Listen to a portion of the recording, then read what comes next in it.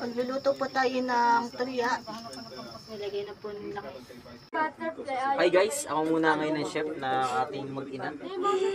So ngayon magigisa na ako ng bawang sibuyas. Kasi ngayon ang lulutuin natin ay tulya. Isang napakasarap na siya. Yan, gigisa-gisahin lang natin. Pinagsama ko ng bawang at sibuyas dyan ay mga idol ah.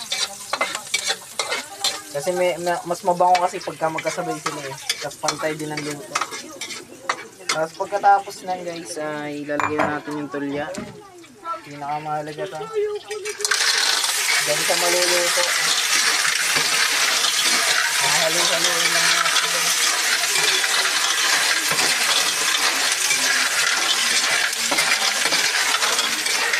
Siyempre dahil ito ay hindi naman ito pero hindi naman masyadong gano'ng kadami kasi ito ay maalat ko na galing ko sa dagat. Siyempre mali sa baka naman kailangan natin ng mas halo ulit.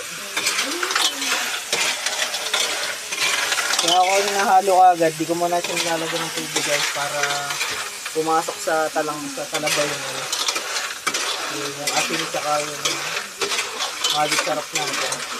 Kasi yun yung nagpapasarap. Tapos pag alam nyo medyo wala na siya, hindi nyo nakakita tayo kasi pwede nyo nalagyan ng tubig, mga 2 baso. At ito na yung unang baso natin. Una, at pangalawa.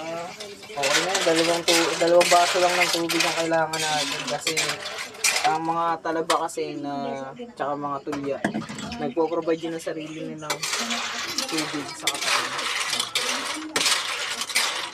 Pagkatapos na itakloban lang natin siya. Siguro mga 5 minutes. Pag medyo brown na siya, pwede na uli nating ilagay yung kasunod na ingredients, okay? At pagkatapos nga ng 5 minutes, tingnan natin this. Diba?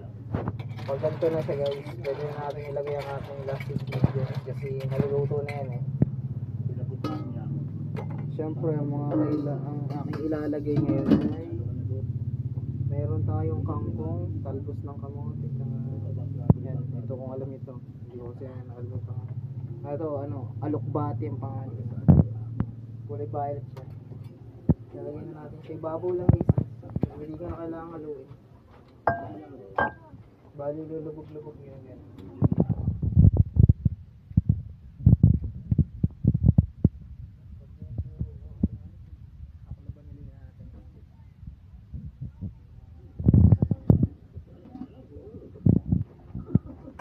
Magantay lang ulit tayo ng 3 to 5 minutes para maluto ng gulay. Tapos okay gulay.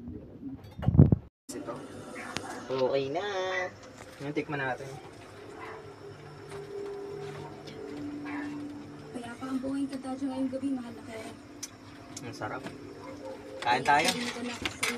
Kain tayo mga guys. Luto na po ang linuto ni Kuya.